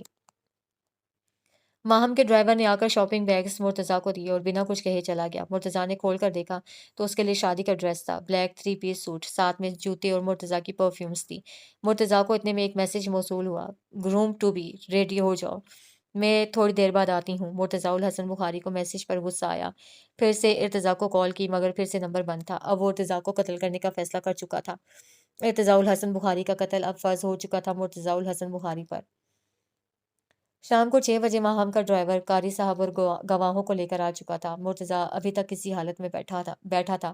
ایک آخری کوشش کرتے ہوئے پھر سے ارتضیٰ کو کال کی مگر وہ ارتضاء الحسن بخاری ہی کیا جو وقت پر کام آ جائے۔ مرتضیٰ نے کچھ سوچ کر اب منگو کو کال کی مگر آج کی تاریخ میں ہر کوئی اپنا فون نمبر بند کر کے بیٹھا تھا۔ مرتضیٰ کو بہت غصہ آیا۔ اتنی دیر میں روم میں ماہم کی آمد ہوئی۔ تم ابھی تک تیار نہیں ہوئے؟ مرتضیٰ نے ماہم کی آواز پر پلٹ کر دیکھا۔ وہ ریڈ کلر کے لہنگے میں ملبوس دلہن بنی کھڑی تھی۔ وہ اس وقت فل میک اپ میں غضب ڈھا رہی تھی۔ مرتضیٰ کو حیرت ہوئی۔ ایسے کیا دیکھ رہے ہو؟ نکاح ہے میرا، تیاری کرنا تو بنتا ہے میرا۔ تم تو ایسے تیار ہو کر آئی ہو جیسے بہت خوش ہو، مرتضیٰ نے پوچھا۔ اب خوش ہوں یا نہ، تیاری تو بنتی ہے نا، شادی تو ایک ہی بار ہوتی ہے۔ چلو اب تم بھی تیاری کرو، یہ کیا لڑکیوں کی طرح سوگ منا رہے ہو؟ اس طرح شکل بنانے سے کچھ نہیں ہو سکتا۔ وہ مرتضیٰ کو اس کا ڈریس دیتے ہوئے بولی۔ ایک بار پھر سوچ لو ماہم، اگر جبار انکل کو پتہ لگ گیا تو وہ کیا سوچیں گے؟ وہ میरे डैड हैं मुर्तज़ा, मैं खुद उनसे बात कर लूँगी, तुम अपने डैड की फ़िक्र करो। सब इंतज़ार कर रहे हैं, जल्दी से बाहर आ जाओ। वो कहकर बाहर चली गई। लाउंज में आमने-सामने 2 सोफ़े रखे हुए थे, जिनके दरमियान में छोटा-सा टेबल था। एक तरफ सोफ़े पर कारी साहब और उनके साथ माहम का ड्राइवर बैठा था, जो कि निकाहनामा की सारी ज़रूरी बातें लिखवा रहा था। जबकि दूसरी तरफ 2 आदमी बैठे थे, जो कि गवाह थे। माहम आकर कारी साहब के दाईं तरफ खड़ी हो गई। ये एक छोटा-सा लाउंज था, जहाँ पर इतनी ही जगह थी। माहम के आने के बाद थोड़ी देर बाद मुर्तज़ा भी आकर उसके सामने कारी साहब के बाईं तरफ खड़ा हो गया। अब मंज़र कुछ यूँ था कि बाकी सब सोफ़ों पे विराजमान थे, जबकि माहम और मुर्तज़ा बिल्कुल एक-दूसरे के सामने कुछ फ़ासले पर खड़े थे। मुर्तज़ा माहम को खा जाने वाली नज़रों से देख रहा था, जबकि माहम के चेहरे पे बेहद इत्मीनान और सुकून था इस वक़्त। मुर्तज़ा ने एक ओसेली निगाह माहम पर डाली, जिसके चेहरे पर इस वक़्त कोई अलग ही दुनिया फ़तह करने की खुशी और सुकून था। और खुशी क्यों ना होती, वो 5 साल इंतज़ार करने के बाद आज अपनी मोहब्बत को हासिल करने जा रही थी। 5 साल में उसने हर वक़्त एक ही इंसान को सोचा था, एक ही इंसान का तसव्वुर किया था, और आज वो इंसान उसका होने जा रहा था, बेशक ज़बरदस्ती ही सही। मगर माहम को यकीन था कि वो मुर्तज़ा का दिल एक दिन अपनी मोहब्बत से जीत लेगी। मुर्तज़ा उससे मोहब्बत करे या नफ़रत, मगर माहम उसका नाम अपने नाम से हमेशा के लिए जोड़ना चाहती थी। माहम के चेहरे पर इस वक़्त बेहद खुशी और इत्मीनान था, जबकि मुर्तज़ा का चेहरा शदीद गुस्से से लाल हो गया था। निकाह शुरू करिए मौलवी साहब। माहम के इशारा करने पर माहम के ड्राइवर ने कहा, मुर्तज़ाउल हसन बुहारी वल्द नईम बुहारी, आपका निकाह माहम मलिक वल्द जब्बार मलिक से हक महर सिक्का राइजुल वक्त 15,000 किया जाता है। क्या आपको कबूल है? मौलवी साहब ने मुर्तज़ा से पूछा। मुर्तज़ा गुस्से से माहम को खा जाने वाली नज़रों से देख रहा था, जबकि माहम का चेहरा इस वक्त संजीदा था। वो परेशानी से मुर्तज़ा की तरफ देख रही थी। ये वो लम्हा था जब माहम मलिक का दिल मानो बहुत तेज़ी से धड़का था। इस वक्त वो अपनी मोहब्बत, अपनी मंजिल पाने के बहुत करीब थी। मंजिल उसके सामने थी, बस एक कदम के फासले पर थी। जी बिल्कुल, वो एक कदम मुर्तज़ा के अल्फाज थे जो इस वक्त उसके मुंह से अदा होना बाकी थे। कबूल है के अल्फाज, सिर्फ मुर्तज़ाउल हसन बुखारी के 2 बोल। ये 2 बोल हम की 5 साल की मोहब्बत और इंतज़ार को मुकम्मल करने वाले थे। मुर्तज़ा की कबूल है की ज़रूरत थी, और वो मुर्तज़ा को देख रही थी और मुर्तज़ा उसे।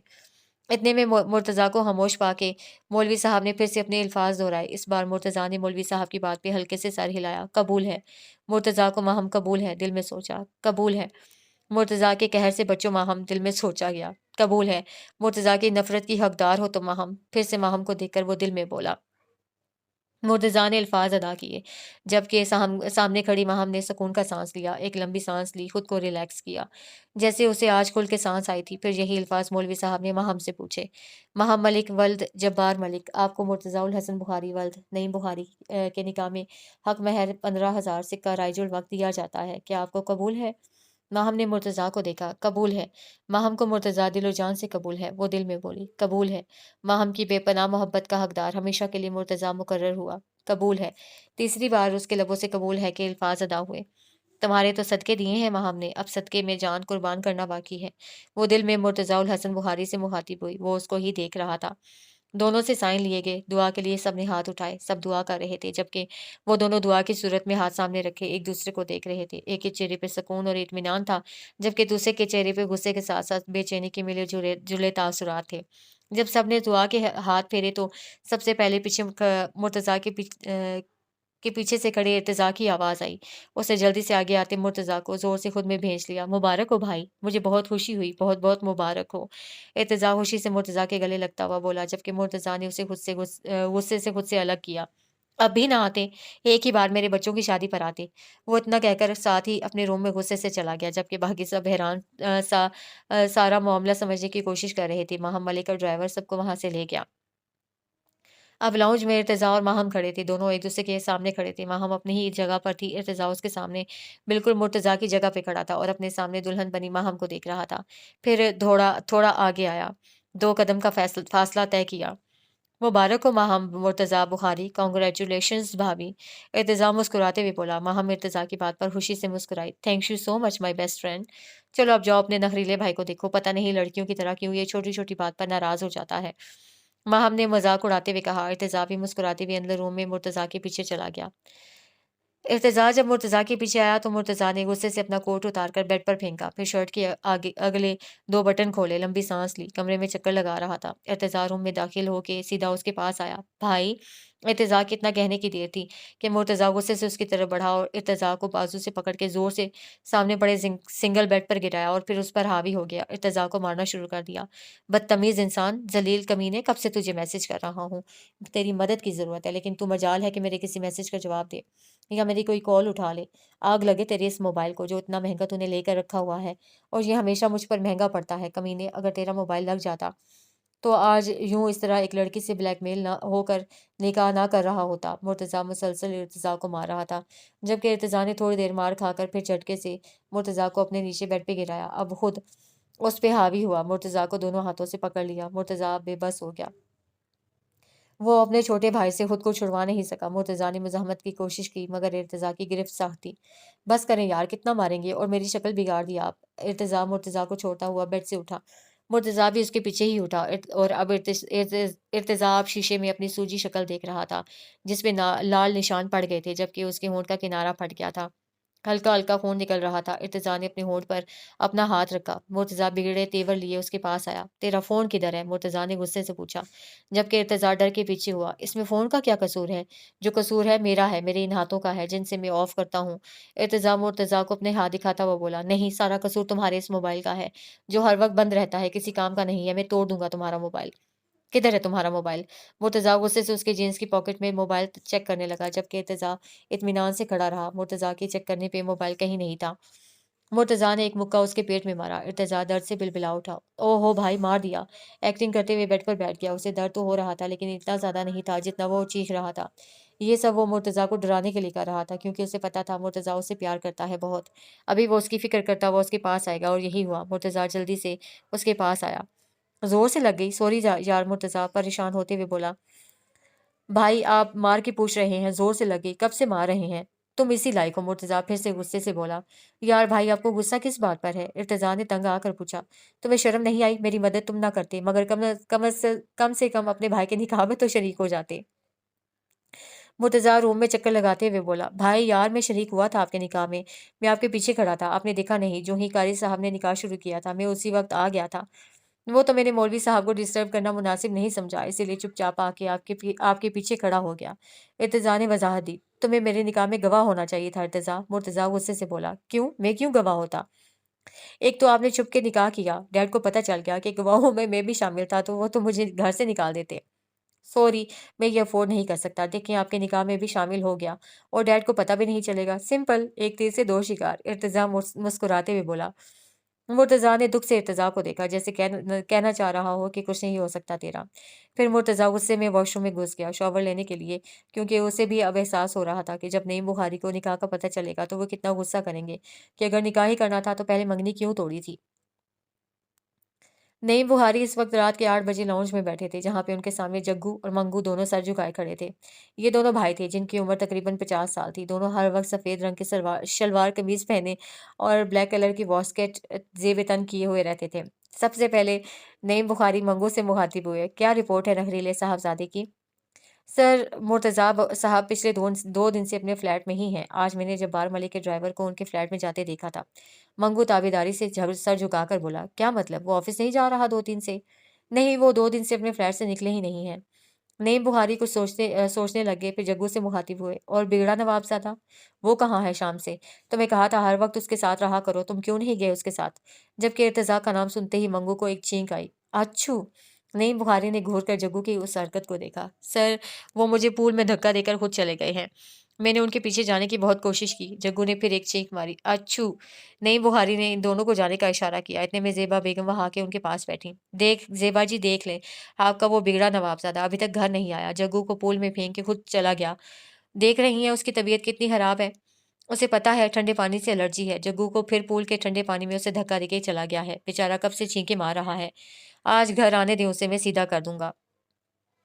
میں فون کرتی ہوں ارتضیٰ کو، گھر بلاتی ہوں، خود بات کرتی ہوں۔ زیبا بیگم فون سامنے ٹیبل سے اٹھاتے ہوئے بولی، کوئی ضرورت نہیں ہے زیبا جی فون کرنے کی، ایسے کبھی ہوا ہے پہلے اس کا نمبر آن ہو؟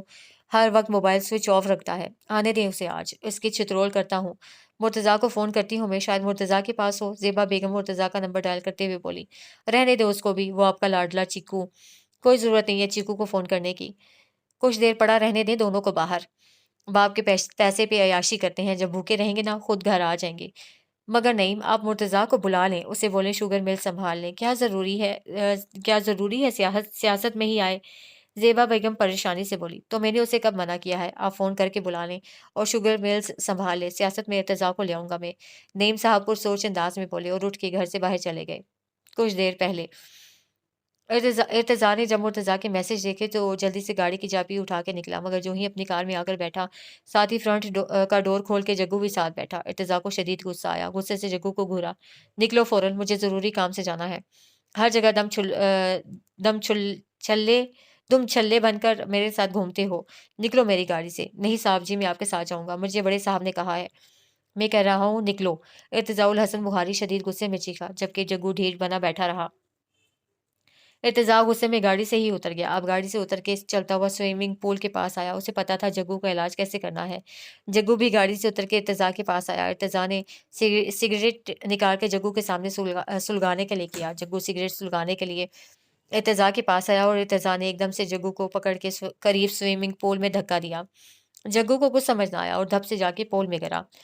ارتضیٰ جلدی سے بھاگنے والے انداز میں گاڑی میں بیٹھا اور گاڑی بھگا لے گیا، جبکہ پیچھے جگو ٹھنڈے پانی میں غوطے کھا رہا تھا۔ دسمبر شروع ہونے والا تھا، ہوا میں ہلکی ہلکی خنکی بڑھتی جا رہی تھی۔ جگو کو ٹھنڈے پانی سے الرجی تھی۔ ارتضیٰ جان بوجھ کے اسے پول کے ٹھنڈے پانی میں دھکا دے کر گیا تھا۔ جب بھی ارتضیٰ جگو کو کہیں ساتھ نہ لے کے جانا چاہے تو اسے کہیں ٹھنڈے پانی میں دھکا دے جاتا یا کمرے میں بند کر جاتا تھا۔ اب بھی وہ ایسا ہی کر کے گیا تھا۔ جگو مشکل سے پول سے نکلا، اب وہ ارتضیٰ کے پیچھے جانے کے قابل نہیں تھا۔ اسے چھینکیں شروع ہو چکی تھیں، وہ یکے بعد دیگرے چھینک رہا تھا۔ نکاح کے بعد ماہم فلیٹ سے نکل آئی تھی، وہ اس وقت گاڑی میں بیٹھی ڈرائیو کر رہی تھی۔ مسلسل 45 منٹ کی ڈرائیو کے بعد اسے گاڑی ایک دربار کے باہر روکی تھی۔ سامنے ہی لکھا نظر آ رہا تھا، داتا دربار۔ رات کا منظر تھا، سارے دربار میں روشنیاں ہی روشنیاں تھیں، آس پاس بازار میں بھی دکانیں روشن تھیں۔ اس وقت رات کے 9 بجے کا وقت تھا۔ وہ ابھی بھی اسی دلہن کے لباس میں سرخ جوڑے میں تھی۔ آج اس کا ارادہ دربار کے اندر جانے کا تھا۔ پچھلے 5 سال سے وہ روز صبح یہاں آتی تھی، یونیورسٹی جانے سے پہلے کسی فقیر کے پاس۔ فرق صرف اتنا تھا کہ روز صبح وہ فقیر اسے باہر روڈ پہ ملتا تھا، مگر ابھی رات کے وقت شاید وہ فقیر مزار کے اندر تھا۔ ماہم تھوڑی دیر گاڑی میں بیٹھی سارا منظر دیکھتی رہی تھی۔ بہت سے لوگ تھے جو مزار کے اندر جا رہے تھے، کچھ لوگ مزار سے باہر نکلتے ہوئے نظر آ رہے تھے۔ ماہم کچھ پل گاڑی سے ہی ان سب کو دیکھتی رہی، پھر کچھ سوچ کر گاڑی سے اتری۔ اب بھی وہ سرخ جوڑے میں ملبوس تھی، فرق صرف اتنا تھا کہ اب ہیلز کی جگہ اس کے پاؤں میں وائٹ جاگرز تھے، شاید اس نے ڈرائیو کی وجہ سے چینج کیے تھے۔ وہ اب گاڑی سے اتری، چلتی ہوئی دربار کے باہر آئی، پھر کچھ سوچ کے لہنگے کو سنبھالتی ہوئی دربار کے اندر آ گئی۔ سیڑھیاں چڑھتی ہوئی پہلی سیڑھی پہ قدم، پھر دوسری پہ، پھر وہ زینے عبور کر کے اوپر دربار کے صحن میں آئی۔ نظریں دربار پہ دوڑائیں، جہاں ہر طرف لوگ ہی لوگ تھے۔ ابھی بھی کچھ لوگ دربار کے اندر جا رہے تھے اور کچھ دربار سے باہر آ رہے تھے، لوگ اپنی منتیں مانگ رہے تھے۔ ماہم صحن میں آ کے وہیں کھڑی ہو گئی۔ وہ آج 5 سال میں پہلی بار اس دربار کے اندر آئی تھی۔ اس کی نگاہ کسی کو تلاش کر رہی تھی، اس فقیر کو جسے وہ پچھلے 5 سالوں میں روز صدقہ دیا کرتی تھی۔ آج پھر اس فقیر کے پاس آئی تھی۔ وہ کچھ پل یوں ہی کھڑی رہی، اپنی محبت کے بارے میں سوچتی رہی، مرتضیٰ کے بارے میں۔ بہت سے لوگ اس لڑکی کو دیکھ رہے تھے جو دلہن کے لباس میں ملبوس ایک مزار پہ حاضری دینے آئی تھی، وہ بھی اکیلی۔ لوگ اسے ستائش بھری نظروں سے دیکھ رہے تھے۔ پھر تھوڑی ہی دیر میں اسے کسی کے قدموں کی چاپ سنائی دی۔ وہی فقیر اب چل کے ماہم کے پاس آیا۔ ماہم نے اس فقیر کو دیکھا، وہ آج کچھ بہتر حالت میں تھا۔ آج اس کے کپڑے قدرے صاف تھے، آج اس نے کالے رنگ کی چادر اوڑھ رکھی تھی، جبکہ سر کے بال اور داڑھی اب بھی پہلے کی طرح تھی، بے ترتیب اور بکھری ہوئی۔ ماہم کو آج اس فقیر کا حلیہ بہت زیادہ بہتر لگا۔ پچھلے 5 سال میں آج پہلی بار اسے وہ فقیر قدرے بہتر حالت میں لگا تھا۔ کیا سچ میں ایسا تھا کہ وہ فقیر بہتر تھا، پہلے سے بہتر؟ پچھلے 5 سال میں آج ہی کیوں وہ پہلے سے بہتر تھا؟ پچھلے 5 سال میں کیوں؟ ہاں بالکل، وہ بہتر کیوں نہ ہوتا، کیونکہ آج ماہم ملک بھی تو پچھلے 5 سال میں آج پہلی بار بہت زیادہ بہتر نظر آ رہی تھی، بہت زیادہ خوش اور مطمئن۔ ماہم ملک کے چہرے پہ بے حد سکون تھا۔ آج وہ فقیر بہتر نہیں تھا، بلکہ ماہم کو لگ رہا تھا۔ ہاں بالکل، یہ ماہم کی نظر کا کمال تھا، کیونکہ کہتے ہیں کہ جیسا انسان خود ہوتا ہے دوسرے بھی اسے ویسے ہی نظر آتے ہیں۔ اگر انسان کے اندر کا موسم خراب ہو تو اسے کچھ بھی اچھا نہیں لگتا، سب کچھ اسے خزاں کی مانند نظر آتا ہے، چاہے باہر کے موسم میں بہار ہی کیوں نہ ہو، بہار کا موسم ہی کیوں نہ ہو، ہر طرف پھول ہوں یا ان کی خوشبو پھیلی ہوئی ہو۔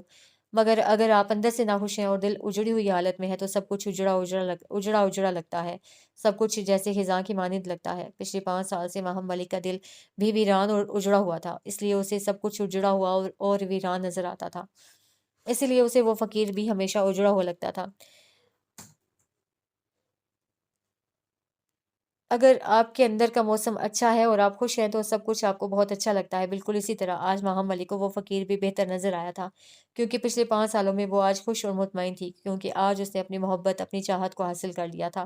وہ محبت جس کے اس نے صدقے دیے تھے پچھلے سال، پچھلے 5 سال سے وہ روز صبح یہاں آتی رہی تھی مرتضیٰ کا صدقہ اتارنے۔ وہ فقیر اب ماہم کو دیکھ رہا تھا، دونوں ہی ایک دوسرے کو دیکھ رہے تھے۔ خاموشی کو ماہم کی آواز نے توڑا۔ میں نے اسے حاصل کر لیا ہے بابا، ماہم قدرے اطمینان سے بولی، چہرے پہ خوشی اور سکون کی کیفیت تھی، جبکہ اس فقیر نے دکھ سے ماہم کو دیکھا، پھر پلٹ گیا، کچھ نہ بولا۔ ابھی وہ فقیر ایک قدم آگے بڑھا ہی تھا کہ ماہم کی آواز نے اس کے قدم روک دیے۔ آپ کو خوشی نہیں ہوئی بابا؟ وہ فقیر بنا پلٹے ہی بولا۔ نہیں، یک لفظی جواب آیا۔ کیوں بابا؟ اب کہ وہ فقیر پلٹا، ماہم اسے ہی دیکھ رہی تھی۔ کیونکہ تم نے اسے حاصل کیا ہے، وہ ابھی تمہارا نہیں ہوا۔ جس دن وہ تمہارا ہوگا، اس دن مجھے تمہارے لیے خوشی ہوگی بیٹا۔ اس دن تمہیں پچھلے 5 سالوں کے اپنے دیے ہوئے صدقوں کا صلہ ملے گا، اور ابھی تمہیں مزید انتظار کرنا ہے اسے پانے کے لیے۔ وہ تمہیں کیا پتا کب ملے۔ ماہم کچھ نہیں بول سکی، وہ ساکت ہو گئی۔ وہ کچھ بولنے کے قابل ہی نہیں رہی تھی، کیونکہ وہ فقیر ٹھیک کہہ رہا تھا۔ ماہم ملک کی آنکھ سے ایک آنسو گرا، پلکوں کی پاڑ کو توڑ کر زمین پر گرا۔ ایک آنسو میرے صبر کی توہین کر گیا۔ پھر وہ کچھ دیر یوں ہی کھڑی رہی، ساکت، کچھ نہیں بول سکی۔ تھوڑی دیر بعد وہ پلٹی، واپس جانے کے لیے، اب کہ اس فقیر کی آواز نے ماہم کے قدم روک دیے۔ جس کام کے لیے آئی تھی وہ تو کیا ہی نہیں تم نے۔ ماہم پلٹی، اپنی کلائی کے ساتھ بندے چھوٹے سے پاؤچ سے ماہم نے کچھ نوٹ نکالے اور اس فقیر کو دیے، جیسے اس فقیر نے پکڑ لیے۔ پھر سے خاموشی ہو گئی، سکوت چھا گیا۔ اس خاموشی کو اب کہ اس فقیر کی آواز نے توڑا۔ تم اس کا صدقہ دیتی ہو، اس کی لمبی عمر کے لیے، اس پر کوئی مصیبت نہ آئے۔ ماہم نے حیران نظروں سے اس فقیر کو دیکھا۔ آج پہلی بار ان کے درمیان گفتگو اتنی طویل ہو رہی تھی۔ آج سے پہلے ایسا کبھی نہیں ہوا تھا۔ وہ کیا کہنا چاہتا تھا؟ پھر اس فقیر کی آواز آئی، پتہ ہے صدقہ کیا ہے؟ اللہ تعالیٰ کی رضا کے لیے، یعنی اللہ تعالیٰ کی خوشی حاصل کرنے کے لیے، اللہ کی راہ میں جو مال خرچ کیا جاتا ہے اسے صدقہ کہتے ہیں۔ قرآن کریم میں سورہ فاطر میں اللہ تعالیٰ نے ارشاد فرمایا ہے، جس کا ترجمہ ہے، اس مال میں سے جو ان کو ہم نے دیا ہے، پوشیدہ یعنی چھپ کر اور ظاہری طور پر صدقہ کرتے ہیں، وہ ایسی تجارت کی امیدوار ہیں جس میں کبھی خسارہ نہ ہوگا۔ اللہ تعالیٰ اس آیت کے اندر فرما رہے ہیں جو انسان بھی صدقہ دیتا ہے اسے کبھی بھی خسارہ نہیں ہوگا، ظاہری طور پر پیسوں میں کمی آئے گی۔ ایک حدیث مبارکہ میں حضور صلی اللہ علیہ وسلم کا ارشاد گرامی ہے، جو شخص حلال کمائی میں سے ایک کھجور کے برابر صدقہ دیتا ہے تو اللہ تعالیٰ اس کو اپنے دائیں ہاتھ سے قبول فرماتے ہیں۔ پھر صدقہ کرنے والے کے لیے اس کی پرورش ایسے کرتے ہیں جیسے تم میں سے کوئی شخص اپنے بچڑے کی پرورش کرتا ہے، یہاں تک کہ وہ صدقہ ایک پہاڑ کی مانند ہو جاتا ہے۔ پھر ایک لمحے کو وہ سانس لینے کے لیے رکے، پھر گویا ہوئے۔ صدقہ موت کو ٹال دیتا ہے۔ آپ بھی اسی لیے اس کا صدقہ دیتی ہیں کہ وہ آپ کو چھوڑ کر نہ چلا جائے۔ ماہم نے اس فقیر کو دیکھا، وہ سب سچ کہہ رہا تھا۔ ہمیں ڈر ہوتا ہے کہ جن سے ہم محبت کرتے ہیں وہ ہم سے دور نہ ہو، شاید پہلے کوئی بہت اپنا بچھڑا ہے تم سے، بہت چاہنے والا۔ ماہم کو شدت سے اپنی موم کی یاد آئی، آنکھوں میں پھر سے آنسو آئے، وہ کچھ نہیں بول سکی، اس کے اندر بہت کچھ ٹوٹا تھا۔ وہ بنا کچھ کہے وہاں سے بھاگ گئی۔ وہ ضبط کی آخری انتہا پر پہنچ گئی تھی۔ آج کا دن خوشی کا بھی تھا اور اب ماتم میں بدل گیا تھا، کیونکہ اس کی ماں اب اس کے پاس نہیں تھی۔ وہ اب تیز رفتاری سے زینے اتر کر آنسو صاف کرتے ہوئے اپنی گاڑی میں آئی۔ بہت سے لوگ اب بھی اسے ہی دیکھ رہے تھے، انوکھی دلہن کو جو آتے ہوئے بہت خوش تھی، جبکہ جاتے ہوئے پھوٹ پھوٹ کر رو رہی تھی۔ گاڑی میں بیٹھ کر سر اسٹیئرنگ سے ٹکا لیا، رونے میں اب پہلے سے زیادہ شدت آ چکی تھی، اب ہچکیاں بند گئی تھیں۔ وہ مسلسل رو رہی تھی، اس کا وجود لرز رہا تھا، درد سے ایسا لگ رہا تھا کہ وہ سانس نہیں لے پائے گی، کیونکہ اب بات اس کی موم کی تھی، جس سے وہ کبھی سب سے زیادہ محبت کرتی تھیں، جو کہ محض 8 سال کی عمر میں ماہم کو چھوڑ کر چلی گئی تھیں۔ ماہم کو ان کی یاد آئی جب وہ اپنی موم تانیہ کو روک رہی تھی اور وہ ماہم کو روتا ہوا چھوڑ کر چلی گئی تھیں، کیونکہ وہ کسی اور سے محبت کرتی تھیں، اور ان کی شادی جبار ملک سے ان کے گھر والوں نے زبردستی کروا دی تھی۔ پھر 8 سال بعد جب وہ انسان دوبارہ تانیہ سے ملا تو محبت پھر سے جا گئی، اور وہ جبار ملک سے طلاق لے کر ماہم کو روتا ہوا چھوڑ کر چلی گئی۔ وہ کافی دیر تک سر اسٹیئرنگ سے ٹکا کر یوں ہی روتی رہی۔ موبائل کی آواز سے وہ ہوش میں لوٹی، ڈیش بورڈ پر رکھا موبائل اٹھا کر کال اٹینڈ کی، موبائل کان سے لگایا۔ نئی بہار کی آواز آئی، وہاں بیٹا آپ ابھی تک گھر نہیں آئی؟ 10 ہو چکے ہیں بیٹا، مجھے فکر ہو رہی ہے۔ نئی بخاری کی فکر مند آواز پر ماہم کو مرتضیٰ کی یاد آئی۔ مرتضیٰ کی آواز بھی بالکل نئی بخاری کی طرح تھی۔ موبائل پر ذرا بھی پتہ نہیں چلتا تھا کہ کون بات کر رہا ہے، نئی بخاری یا پھر مرتضیٰ۔ پھر وہ کچھ دیر بعد خود کو ریلیکس کرتے ہوئے بولی، انکل میں اپنی دوست کے گھر ہوں، کل واپس آؤں گی۔ ماہم نے اتنا کہہ کر کال کاٹ دی، پھر آنسو صاف کی اور گاڑی سٹارٹ کر دی۔ وہ یہاں صدقہ دینے آئی تھی، اپنی محبت کا صدقہ، مرتضیٰ الحسن بخاری کا صدقہ۔ ماہم کی موم اسے چھوڑ کر چلی گئی تھی، جن سے وہ بے حد محبت کرتی تھی۔ پھر جبار ملک نے اسے بورڈنگ اسکول میں بھیج دیا تھا۔ جبار صاحب ہر ویکنڈ پر اسے گھر لاتے تھے، اس کے ساتھ ٹائم سپینڈ کرتے تھے، مگر ماہم کو ہمیشہ اپنی ماں کی کمی محسوس ہوتی تھی۔ اسے پتا تھا کہ اس کی موم اسے چھوڑ گئی تھی، مگر پھر بھی وہ بہت یاد کرتی تھی اپنی موم کو۔ جبار ملک نے کبھی بھی اس کی موم کے خلاف کوئی بات نہیں کی، بلکہ ہمیشہ اس کی موم کو اچھے لفظوں میں یاد کیا تھا۔